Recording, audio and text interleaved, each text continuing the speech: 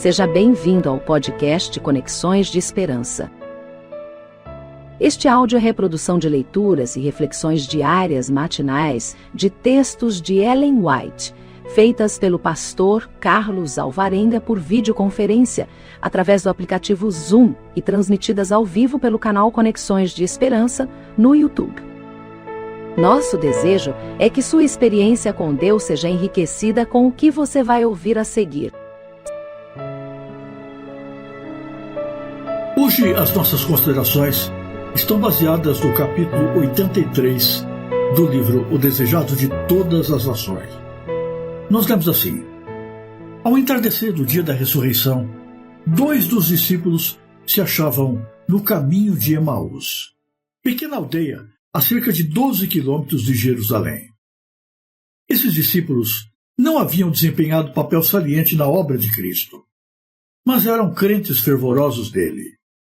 Tinham ido à cidade para celebrar a Páscoa e estavam muito perplexos com os acontecimentos ocorridos havia pouco. Tinham ouvido as notícias da manhã com respeito à remoção do corpo de Jesus do sepulcro, bem como a narração das mulheres que viram os anjos e encontraram Jesus. Voltavam agora para casa, a fim de meditar e orar. Seguiam tristemente o caminho ao crepúsculo, falando sobre as cenas do julgamento e da crucifixão. Nunca antes se haviam sentido tão desalentados, destituídos de esperança e de fé. Caminhavam à sombra da cruz. Não haviam andado muito quando se lhe juntou um estranho, mas tão absorvidos se achavam em sua negra decepção que não o observaram muito. Continuaram em sua conversa externando os pensamentos de seu coração. Enquanto falavam sobre os acontecimentos que se haviam desenrolado, Jesus anelava consolá-los. Testemunhara-lhes a dor e almejava enxugar-lhes as lágrimas e enchê-los de alegria e contentamento. Ele lhes disse: Que palavras são essas? E por que estáis tristes? Cleopas disse: És tu só peregrino em Jerusalém e não sabes as coisas que nela têm sucedido? Contaram-lhe sua decepção quanto a seu mestre. Coração ferido pela decepção, lábios trêmulos ajuntaram. E nós esperávamos que fosse ele o que remisse Israel. É estranho que os discípulos não se lembrassem das palavras de Cristo e não compreendessem que ele predissera os acontecimentos que se desenrolaram. E ele lhes disse: Ó nécios e tardos de coração, porventura não convinha que o Cristo padecesse estas coisas? Os discípulos cogitavam quem poderia ser este estranho. Pela primeira vez, começaram a sentir-se esperançosos. Estavam cheios de pasmo, e o coração começou a pulsar-lhes com jubilosa expectativa. Começando com Moisés, Cristo expôs em todas as Escrituras as coisas que lhe diziam respeito. Não operou nenhum milagre para os convencer, mas foi seu primeiro trabalho o explicar-lhes as Escrituras. Haviam considerado sua morte a ruína de todas as suas esperanças. Agora, ele lhes mostrou pelos profetas que ali se achava a mais vigorosa prova da sua fé. Com provas tiradas da profecia, deu Cristo aos discípulos uma ideia correta do que ele deveria ser na humanidade. Mostrou-lhes que o tremendo conflito que ainda não podiam compreender era o cumprimento do concerto feito antes de serem postos os fundamentos do mundo. Assim, discursou Jesus para os discípulos, abrindo-lhes a mente para compreenderem as Escrituras. Os discípulos estavam fatigados, mas a conversação não esmoreceu. Assim, prosseguiam pela montanhosa estrada, ao passo que aquele que em breve tomaria seu lugar à direita de Deus caminhava ao seu lado. Enquanto andavam, o sol baixara, e antes de os viajantes chegarem a seu destino, já os trabalhadores dos campos haviam deixado o labor. Quando os discípulos estavam para entrar em casa, O estranho pareceu como se fosse continuar a viagem, mas os discípulos sentiram-se atraídos para ele. Desejavam ouvi-lo mais. Fica conosco, disseram. Ele não parecia disposto a aceitar-lhes o convite, mas insistiram, dizendo: já é tarde, e já declinou o dia. Cristo concordou com esse rogo e entrou para ficar com eles. Houvessem os discípulos deixado de insistir no convite e não teriam ficado sabendo que seu companheiro de viagem era o Senhor ressuscitado. Cristo nunca força a sua companhia junto de ninguém. Com prazer, penetra no mais modesto lar. Mas se os homens são demasiado indiferentes, ele passa. Assim, sofrem muitos grande perda. A simples refeição da noite, composta de pão, é prontamente preparada. É colocada diante do hóspede, que tomou assento à cabeceira da mesa. Estende então as mãos para abençoar o alimento. Os discípulos recuam assombrados. Seu companheiro estende as mãos exatamente da mesma maneira como o fazia o mestre. Olham outra vez, e eis que lhe vêm nas mãos os sinais dos cravos. Ambos exclamam imediatamente: é o Senhor Jesus, ressuscitou dos mortos. Erguem-se para lançar-se-lhe aos pés em adoração, mas ele desaparece diante de seus olhos. Contemplando o lugar que for ocupado por aquele cujo corpo estivera há pouco no sepulcro, dizem um para o outro: porventura, não ardia em nós o nosso coração, quando pelo caminho nos falava e quando nos abria as Escrituras?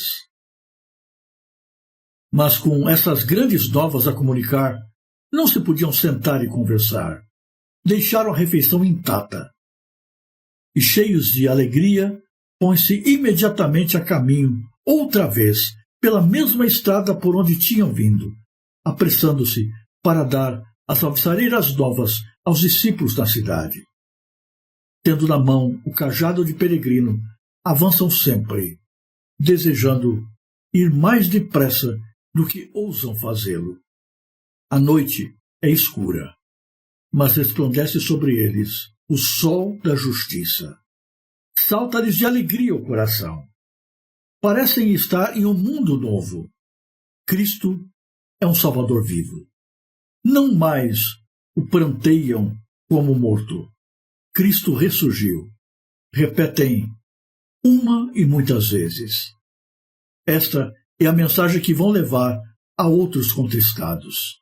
Necessitam contar-lhes a maravilhosa história do caminho de Emaús. Precisam dizer-lhes quem se lhes uniu no caminho. Levam consigo a maior de todas as mensagens anunciadas no mundo. Uma mensagem de boas novas de que dependem as esperanças da raça humana para o tempo e a eternidade. Era já o final do domingo. Cristo havia ressuscitado no raiar do dia. Muitas pessoas já o haviam visto. No entanto, apesar de Cristo já ter ressurgido da sepultura e a notícia da sua ressurreição ter se espalhado e mesmo chegado aos ouvidos desses peregrinos, eles ainda sofriam pela perda de seu mestre querido. Já raiara o sol, mas no seu coração ainda reinava as trevas. O nosso mundo hoje ainda jaz em trevas, embora Cristo já tenha adquirido o direito da salvação para todas as pessoas. Não existe hoje mais nenhuma razão para as pessoas estarem prisioneiras de Satanás, sem a perspectiva de salvação, sem a esperança da vida eterna. Mas a despeito de tudo quanto Cristo já fez, muitos ainda permanecem na incredulidade e na tristeza. Os seus olhos estão fixados na tragédia, na morte e na desgraça. Na tarde daquele domingo, esses 2 discípulos caminhavam de volta para casa. Não eram discípulos tão importantes como os 12 não se destacavam dentro do conjunto de crentes em Jesus, mas eram fiéis a Cristo. E estavam sofrendo assim como os demais. Mas é interessante observar que Cristo não se preocupa apenas com aqueles que são os líderes principais. Cristo não dá atenção apenas para aqueles que estão em destaque, à frente de departamentos e cargos da direção da igreja. Cristo se preocupa com todos. E ele se preocupou, inclusive, com esses 2 discípulos periféricos, que voltavam tristes para sua casa depois daquele final de semana trágico. Eles iam pelo caminho falando de sua dor, de suas perdas, de suas tragédias, de suas desgraças pessoais.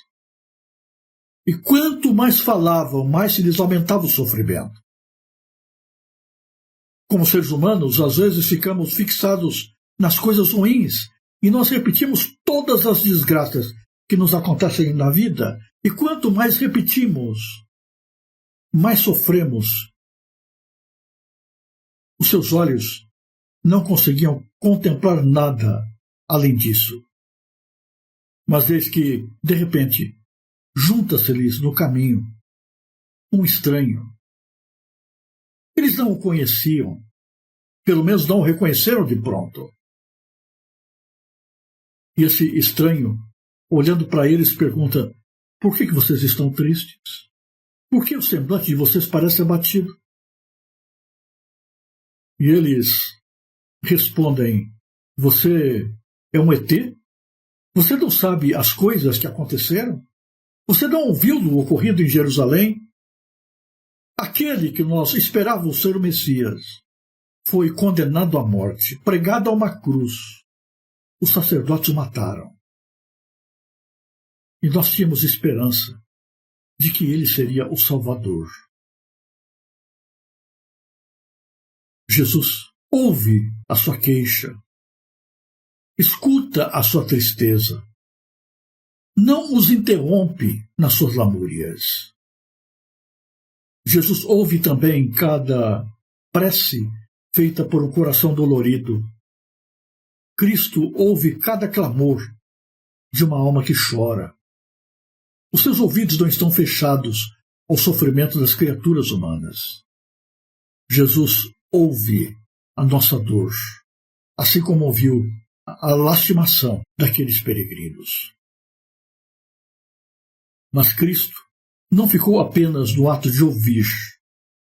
Jesus abriu as Escrituras e começou a falar sobre a esperança que a palavra de Deus apresenta.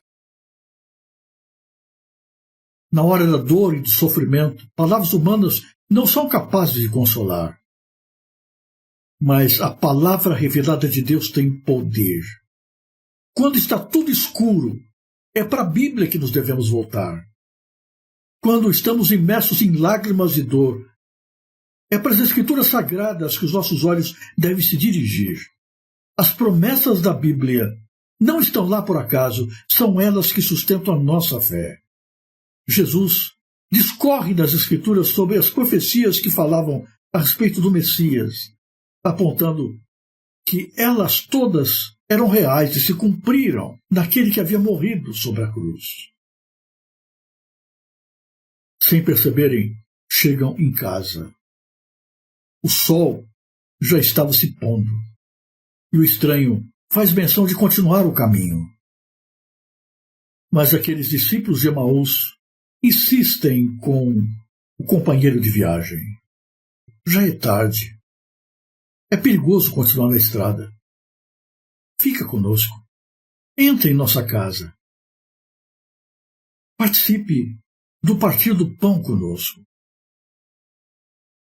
E diante da insistência, o peregrino entrou, junto com eles. E na hora de dar graças pelo pão, quando o estranho ergueu as suas mãos e fez a oração, eles entenderam pelas palavras, pelos gestos e pelas feridas nas mãos que aquele estranho não era outro senão Jesus Cristo. Pasmos, eles lançam-se para abraçar Jesus, mas Jesus desaparece. E agora, eles que estavam famintos e cansados, já haviam chegado em casa e poderiam ter desfrutado uma noite de repouso, voltam pelo mesmo caminho, rapidamente, correndo, para anunciar para os outros discípulos que Jesus se encontrara com eles. Jesus entrara na casa deles. Jesus não só ouvira as suas súplicas e lágrimas e consolara o seu coração, mas Jesus sentou à mesa com eles, compartilhando do seu pão e da sua realidade. Cristo vivia, e esta certeza mudou completamente a sua história e a sua realidade. Hoje, nós temos esta mesma verdade para proclamar ao mundo. Muitos fixam seu olhar num Cristo morto, pendurado num crucifixo afixado na parede. A cruz foi importante. Na cruz, Jesus verteu o seu sangue. Mas a cruz não significaria absolutamente nada se Cristo não houvesse rompido os grilhões da morte e não houvesse saído da sepultura. A verdade que nós temos que proclamar para o mundo hoje é que Cristo vive. Nós não servimos um Cristo morto. O seu Deus está vivo.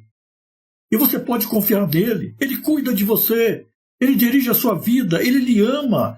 Ele caminha com você, ele se preocupa com os seus problemas, com as suas necessidades, com as suas tristezas. Portanto, embora a vida seja rude, traga muitas provações, não há motivo para angústia, Jesus vive. E esta verdade deveria trazer alegria ao nosso coração. Deveria fazer com que os nossos pés caminhassem mais rapidamente e nós nos esforçássemos mais para compartilhar essa preciosa mensagem para todos aqueles que, embora Cristo seja vivo, ainda chorem na tristeza da desesperança, da perdição. Cristo vive. O meu Cristo é um Cristo vivo. E porque Cristo vive, eu posso viver com alegria, esperança e paz. Não sei como vai ser o dia de hoje. Não sei que problemas terei de enfrentar. Não sei quão grandes serão as provações que me aguardam. Mas eu não estou preocupado com isso. Basta-me saber que o meu Cristo está vivo. E porque Ele vive, não há temor. Não há razão para angústia, para ansiedade e para desespero. Quais são as tuas expectativas, as tuas necessidades, as tuas angústias, as tuas tristezas, as tuas dores, as tuas decepções do dia de hoje? Quais são? Por favor, em nome de Jesus, ouça o que eu lhe digo. Pare de olhar para estas coisas. Dirija os seus olhos por Cristo vivo. Lembre-se, Jesus não está morto. E se Jesus vive, não há razão para desespero. Que esta certeza encha o seu coração de paz no dia de hoje. Se você apreciou este áudio, inscreva-se no canal para continuar conosco nesta jornada de crescimento espiritual. E se puder, não se esqueça de compartilhar com outras pessoas.